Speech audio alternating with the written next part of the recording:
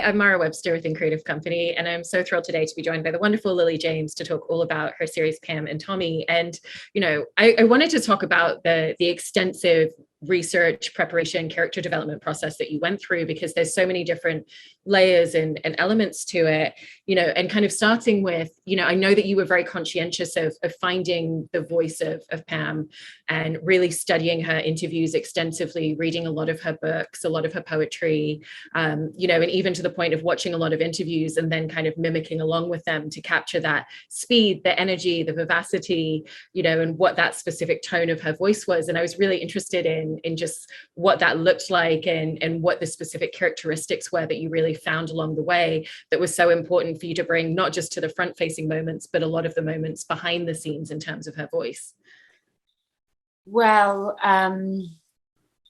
everything is a clue. When you're, what I've discovered playing a real person, but also just within a script of who someone is and why they do what they do, or how in turn that makes you believe that they would behave just in any given moment beyond the lines, just how they exist. And so getting to be able to watch Pamela and do all this research was just so not only really enriching, because I just really do think how she holds herself and how she exists, particularly, in interviews and in those sorts of environments, is really inspiring and brave and kind of anarchic in its own way. And beyond that, just to sort of be able to have such resources for my interpretation of her and to try and do her justice. And I guess the things I found, we obviously, and luckily, we're just looking at such a short window of time, which meant I could be really specific about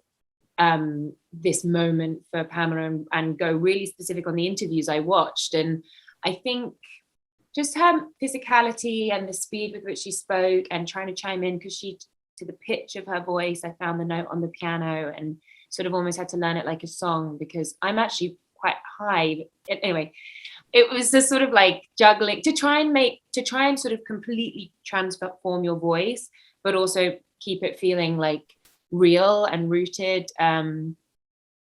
So yeah, noticing the rhythms in which someone speaks and when they breathe and when they laugh and when they sort of make fun of themselves or when they get feisty, just all that stuff was just such useful characteristics to play with. Yeah. And you're talking there obviously as well about a lot of the mannerisms and the movement. And that's such a key component to your performance, like literally even down to the way that you're holding your hands and, your fingers are kind of like fairly splayed a lot of the time. There's a real fluidity and motion in her as well throughout your performance. And so what were the most important aspects of those sorts of mannerisms that really came into the physicality? Because you were doing a lot of that prep before you even had the physical elements of the hair, the makeup, the prosthetics to lean into. Yeah, that's funny. Actually, I have like a billion. Actually, I just had this very therapeutic sort of like cleansing on my phone of all the videos and interviews, and like I notated all her interviews, and I sort of like, wow, I still have them there. So I kind of like shed it. But I went off on a tangent there. Oh, one of the big things was that like how her jaw is like I kind of constantly had my jaw, because I have a really quite obvious overbite, and she has kind of more of an underbite, and it kind of gives her amazing like lips and that kind of thing. So I always have my jaw in that position. But yeah, so I have some funny videos where I'm trying to do it, but without the sort of prosthetic I had on, and the hair and the eyes and the teeth and the boobs, and it sort of doesn't quite work. So I think that's partly why I was panicking so much up until filming, because you really needed the whole, like it was like a jigsaw puzzle, and you really needed the whole thing for it to sort of slot into place. And I mean, one of the elements of that physical transformation as well that I think is really underestimated is the technicality that comes with working with a lot of prosthetics. When you've got teeth in your mouth, for a role that makes your tongue move differently, and you have to kind of recalibrate the speech even beyond that. Even having to wear contact lenses, I know affected your vision a little bit, and yet you still need to be so present in terms of eye contact within scenes and where you're focusing in on. And so what was that part of it like in terms of just understanding the technicality of working with the prosthetics for your performance, for everything that you built up to that point? Well, everything that initially was difficult just became my anchors later on, because it just became these rooted ways that I suddenly felt like I was in my version of Pamela. And but the teeth, it was really hard to articulate. I found that the key to doing my version of voice of Pamela was articulation and consonants, and that was even harder when I put the teeth in. So I had to sort of go back to scratch when I suddenly was doing it with the teeth in. The eye, like you can't see very well out of context. So Sebastian has the most piercing blue eyes in the world, and he put these brown contacts on and I put blue ones on. So I sometimes felt we were going, where are you? And they like to pump loads of like Atmos, you know, the kind of like dry ice sort of smoke into the room. So that coupled with contacts, it was blind leading the blind. And then also I had a forehead piece on that attached just above my eyebrow. That was my main prosthetic. And I'm really expressive. I'm always like moving my forehead around. And so that kind of limited that movement, which actually ended up, because I was sort of worried I wouldn't be expressive with that on, but actually it did move with me. And also it just more mimicked her face. So it just was, again, useful in the end rather than unuseful. And obviously you were mentioning before that there is, you know, fortunately such a wealth of direct information. You know, there's biographical text that you were able to read. But in terms of the media landscape and a lot of the way that she was written about at the time, I was interested in if and where that was useful to you, because obviously the way that she was written about was through a specific lens, through, you know, an objective kind of placing her in certain boxes. And so was it helpful to look at that and kind of take the subjectivity from it, or was it slightly less useful in just wanting to focus very much on her voice and her individual perspective and the way that she tells her story? Yeah, that was the most useful for sure, because sometimes I would watch some interviews and I would just be like fuming and so shocked at like the like obvious like sexism and like hosts like struggling to get like a microphone on so they could like linger by your, and we've all seen it. I mean, but it was more, I think, obvious then, or at least more like acceptable. And so sometimes that was like that lens of like not, and I never believe the narrative that the media spread. I mean, it's like completely useless when it comes to finding the truth. So I found there's her book she wrote that are semi-autobiographical. They're about a fictional character called Star, but even Pamela says, you know, basically it's her, and or at least a lot of her own experiences. So that was really useful. And this amazing book she wrote, she kind of, it's a collection of her of like diary entries, poetry, and pictures called Raw. And just hearing someone's internal monologue or the ways they express themselves through art that feels very personal, a connection to sort of nature and the ocean, and like these things were the things that I use much more than any sort of like commentary piece I read about her or anything in the mainstream media.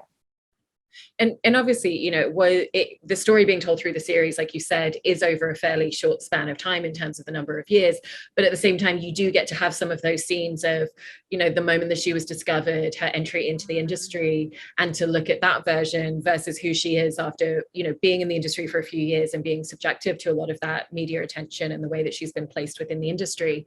And so what were the benefits that really came with not just researching those parts of her life, but also getting to really play it out and feel it and embody it when it came to a lot of the later scenes?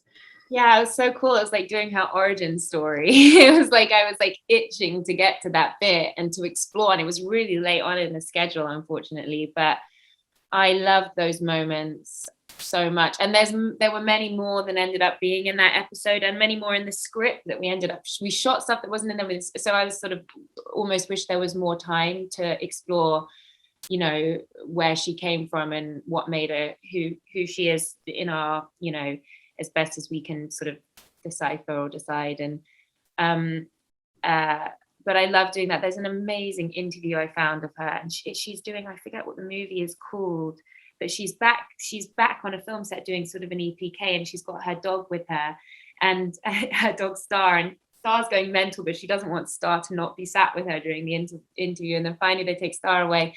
And it's the film where she has like an evil twin at the end. And I can't remember what the film's called. Anyway, she talks about being discovered, and it's just there's this like, you know, what I sort of recognize as this sort of like glee and disbelief. And I mean, because it's such an old Hollywood story to be picked up out of a camera at a football stadium. I mean, it's like what the American dream, like what every kind of movie star story wants to begin like. So to get to play out something so kind of iconic was, yeah, it felt like movie legend, you know. It does. And then in terms of the relationship between her and Tommy that you get to play throughout the series as well, there's such an extensive arc in terms of what that is. It's what's that electricity, that real chemistry that just exists between them in the first moment that they meet, the romanticism of being newlyweds, and then obviously everything that follows to the point of her walking away from that relationship because of everything that's happened externally around the two of them and just not being able to be in that space anymore for herself. And so how, when you were kind of going episode by episode, how did you want to calibrate in each episode, in each scene, the dynamic of that relationship in terms of building those moments where they're just falling more and more in love with each other, and then just the moment where it's not about falling out of love, but there's just too many obstacles for them to move past? Well, I suppose, you know, in reality, their relationship spanned a much longer time and they went back and forth. So ours is a very much like sort of based on version of what happened and condensed sort of timeline. But the scripts were, you know, really brilliantly written. I mean, the way they charted that and the way the subtleties that sort of, and also it just felt so relatable. I mean, yes, they are some of the biggest sort of recognizable faces on the planet and a huge rock star and one of the biggest sort of icons of the time. But with Pamela, but the sort of like when outside things come in on your relationship, outside pressures, and it starts tearing you apart and everything just feels like you cannot cope. And it feels like, first of all, I felt like it was them against the world. Like when love feels like you can take on anything. And then it feels like the world against them. And the fact that you can't really, it just felt so, I just understood it so much on like just a personal, like kind of, you know, human level. So Sebastian and I were just able to really lean into our imaginations and the scripts, which sort of explored that sort of heartbreaking relationship, you know, to its full, I suppose. And it sounds like Sebastian, you know, kind of was very much on a par in terms of the level of research and prep. And you both kind of really came to the table with several months of work behind you. And even to the point where you really only met once or twice as one another before you were then just in costume and in prosthetics throughout the entire shoot with each other.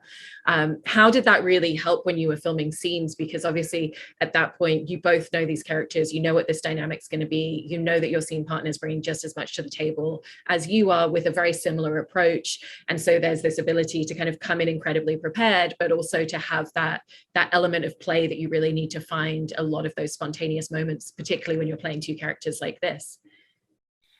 It was really electric. Like, honestly, I've never experienced, I guess because of all the work we did and because like, I do feel we came at it with a similar level of, a complete similar level of passion and commitment and our motives for wanting to be a part of it and intention to really try as best we could to take care of these people and do them justice and be honest and open-hearted. And it meant that we were really safe with each other, really wanting to like push the boundaries. And Sebastian was so good at challenging me in that sense of like, as an actor, it's best when you're out of control and when you don't know what's going to happen next and when you could go drastically wrong, but maybe the wrong is the right. And he was really good, as was Craig Gillespie, as was then all our amazing directors we had, at really allowing us the space to play and be brave. And that was the biggest challenge, actually, was that because you are playing a real person and because there's sort of that feels you self-inflict confines, and there are, because there's ways that the character responds, but you also want on the person responds.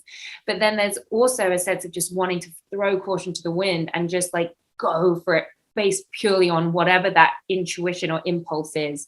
And I think it was best when you did do that, because it just makes it feel more like real people.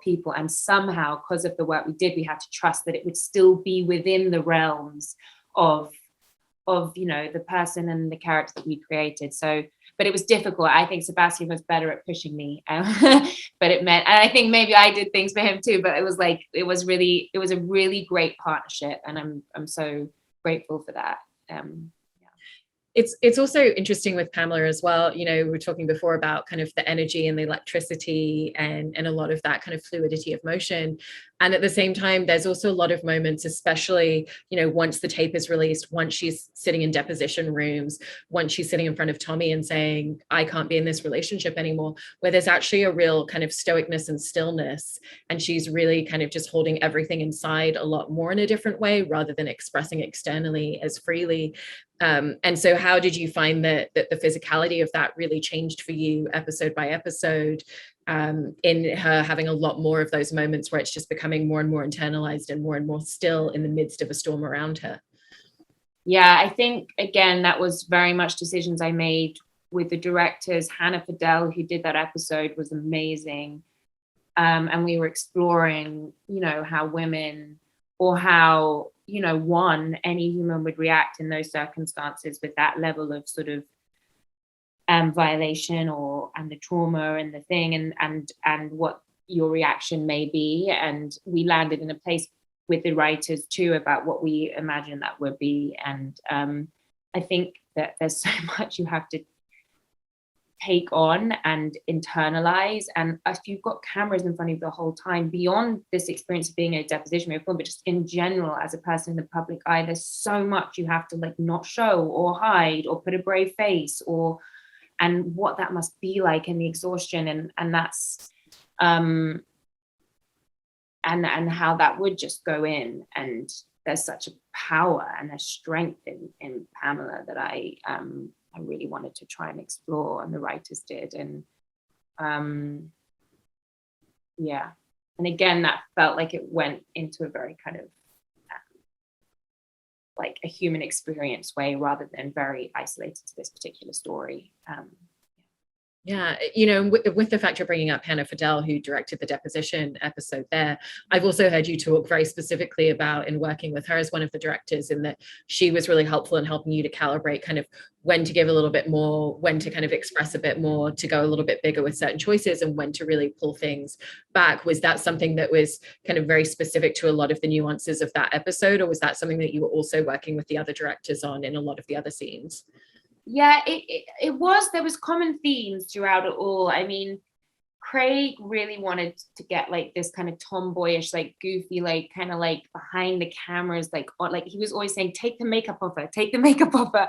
I really wanted to capture something. I think Lake was like this badass kind of like how she deals with her shit, and like kind of like inner like woman lioness. And then with Lake, and then also at the end with Gwyneth, the fragility, and then like being pregnant. And then with Hannah, at times in that deposition scene, like in that episode, I was really sat there as the only woman around a table of men who were saying, like, there's a point where it just feels like it's happening to you, and saying, all these awful, like, like just the worst things you could ever hear coming out of someone's mouth, directed in your face, and no one is standing up for you. And you're like, at times, there are takes when I'm just like screaming and crying because I can't hold it in.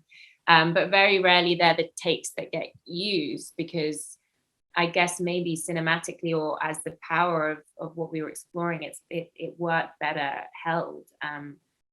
But that's what's amazing as a director and an editor, is you get the chance to sort of like explore all these different colors that oftentimes you bring in different takes, and finesse this storyline. It's why I want to like produce more, because I just would find, and sort of maybe direct one day, because I would find that shaping of how one particular scene can go just fascinating.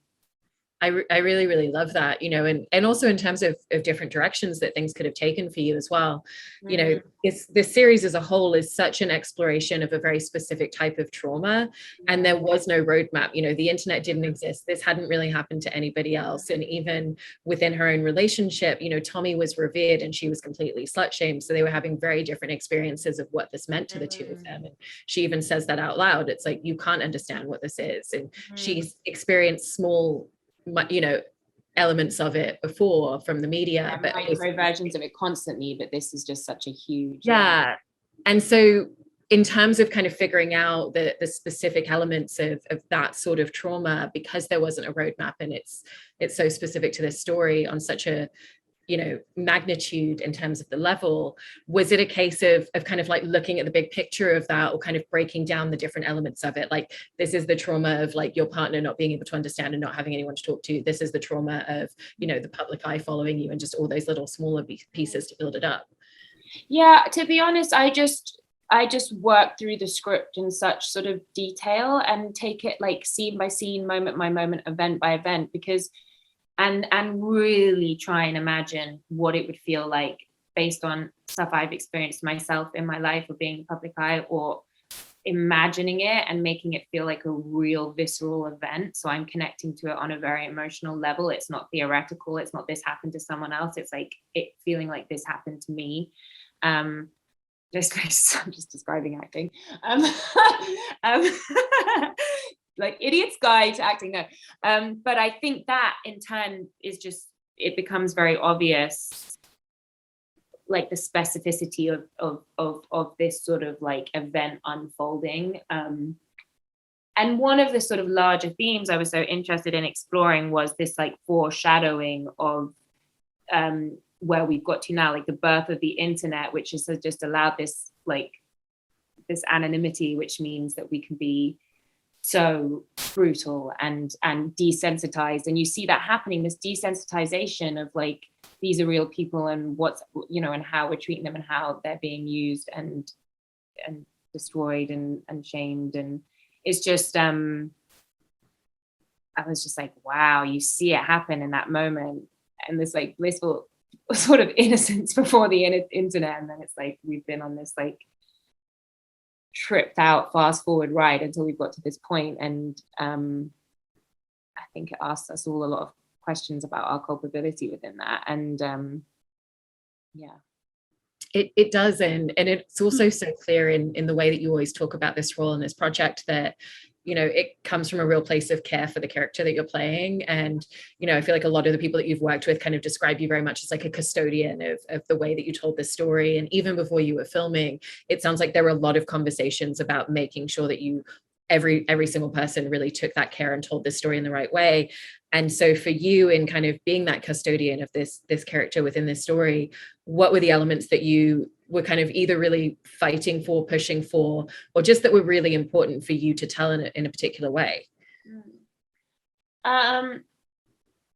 Well, many on sort of deep, on like day-to-day levels. And I have to say, I work with the writers, particularly, and there was a Rob Siegel and DV, but DV I would speak to sort of on a daily basis, and they were really collaborative and really listened to me, which is just like such a gift, because I wasn't a producer, but I felt like my voice was so important. I mean, I was the one, I researched her, I'm the woman in this piece, and I needed to be listened to and I was right in though I felt most of the time. And I guess there was you know, the piece starts off in a more of a salacious manner, but I really never wanted there to be any sex that felt really exploitative, or, you know, focused on Pamela, or a sense of that you know, of finding that right balance. And it was, I spoke in great depth with Lake and Hannah and Gwen about, and Craig, like all of us spoke about, you know, how to do this, you know, completely from, you know, with the right objective in mind, and the right, you know, with this compassion and taking, and Pam is the hero of this piece, like looking at what happened to her and her strength, and sort of like exploring that, and looking at the true story of this crime that took place, and just reminding ourselves that constantly. But yeah, and seeing how we've let people down, let women, like like on so many occasions, and sort of trying to, I don't know, yeah, explore that. And I love that also, it's, you know, you didn't just start inhabiting the character once you started playing her on camera, that there were kind of elements that you started taking out into the world to have that experience and see how people were responding to it, but also just to kind of really live and breathe as her, you know, having a blonde wig that you went out in, taking aspects of the accent and the dialect. And what were some of the things that you feel like ended up in the character and in your performance from that experience of just taking little elements out into the real world? Yeah, I mean, I definitely couldn't have done this without doing those things, because it was just like, I couldn't be like, oh, I am Lily, and then be like, boom, and like now it feels so alien to me already. And I honestly every day thought that I was like not getting it, you know. And so that was this constant like voice in my head that was like I never ever stopped. Like I think the second to last week I was like, I think I've realized her voice, it's this. And like completely like had a different approach to how to speak like her. And it was, and I'm sure the difference is so minute no one would ever notice, but it was constant. And even in ADR I wanted to correct a lot, you know, when we do the additional dialogue record at the end. And but yeah, I bought this like blonde wig. I literally padded up my bra. I did like 3-hour Zooms with my acting coach, this guy Martin Ledwith, who's amazing, just as Pamela. I would like, you know, draw pencil in the eyebrows, and yeah, and noticing reactions, living in a sort of different space physically and energetically, and like just experiencing that like constantly rather than trying to like switch in and out was pretty useful for me. Yeah. And obviously, I mean, it was an incredibly taxing process in terms of telling the story, and, you know, added on to regular production hours, the several hours of going through hair and makeup, prosthetics every single day as well, you know. And so rightfully so, I think you've mentioned that you did feel quite burnt out at the end of this, but was there a real satisfaction in feeling that way, and just knowing that with the level of dedication and care that you took in playing this role, that you didn't feel like you left anything on the table that maybe you could have tried or could have done? Well, I always, unfortunately, the curse, I think, of maybe being an actor or whatever, or being a perfectionist or beating yourself up, is I feel like there's so much more I could have done, and so much like, you know, there's always, and I think when you care deeply and passionately about something, you, and particularly because it's a real person, there's so much I would love to have maybe done differently or explored, or, you know, and there was a constant sort of like internal like mayhem inside of myself doing this. But I definitely know that I did everything I could at the time, and and it was such a rush, like such a rush. It took me a long time to come down, and it sort of shifted how I feel about work in a sense. So it's been quite a sort of transformative experience for me and job on many levels. And as much as there was that transformation stepping into the character, that's also part of the process, especially when you're kind of like living so in depth in a character as you were with this, where, to, you know, during production, it was pretty much every moment that you were awake, you were in character as Pamela up to that point. And so what was that journey and that transition of kind of stepping out of her at the end? Because it's not something that just happens overnight. It's little piece by little piece, you know, even just holding on to that voice for several months and finding how to find your own voice again and step back into that. Yeah. Such a screwed up process. The more and more I'm like, where's not reason why we're all so screwed up. No, yeah, I think that you just have to be patient with yourself, because it does take quite a while to sort of break the rhythms of working in that way, the intensity of working in that way. And look, God, we're just going and playing and being actors. We're not doing anything, like we're not anything too taxing. However, I guess emotionally and the hours are so long, and you do feel really burnt out, and your nervous system is just like shot to shit. It's just like doesn't know what's coming or going, and I felt like a real wreck at the end of it. But it's also just the most rewarding experience. I mean, getting to work with like directors like that and scripts like that and actors like that, it's just, you know, it's a treasure. And I'm so grateful. But yeah, you definitely need to let things go, and that takes its own time. It's different for every character, I think. And at times I've been less successful at doing it. And I think it's quite, can be quite worrying when you realize you're responding as a character or acting out in a certain way that doesn't feel completely you. It's like an inherited behavior, but not that I'm making excuses, but yeah. I mean, it's an amazing team that came together in telling this story, and your performance is really astounding. So hugely appreciate you talking about it. Thank you so much, Lily. Thank you so much. Yeah, I appreciate it. It's really great to talk to you.